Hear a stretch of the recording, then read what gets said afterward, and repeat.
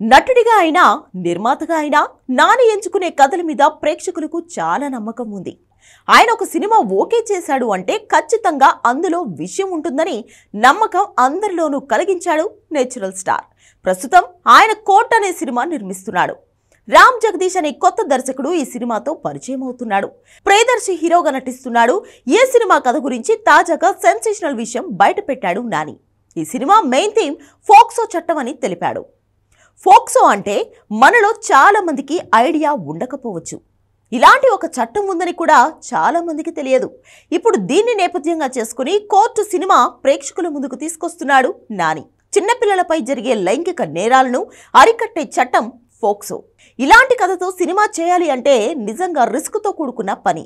ఏమాత్రం అటు ఇటైనా కాంట్రవర్సీలకు బలైపోతుంది సినిమా. కానీ నాని మాత్రం తన కోర్టు సినిమాపై చాలా నమ్మకంగా ఉన్నాడు. ఒక గొప్ప సినిమాను ప్రేక్షకులకు అందిస్తున్నానని అంటున్నాడు.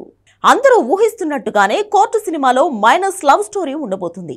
చాలా సినిమాలలో బాలినటుడిగా నటించిన రోషన్ ఈ సినిమాతో హీరోగా మారిపోయాడు. సినిమా అంతా మనోడి ప్రేమ కథ చుట్టూ తిరుగుతుంది. సెన్సిబుల్ విషయాన్ని మరింత సెన్సిబుల్ గా చెప్పబోతున్నామంటున్నాడు నేచురల్ స్టార్.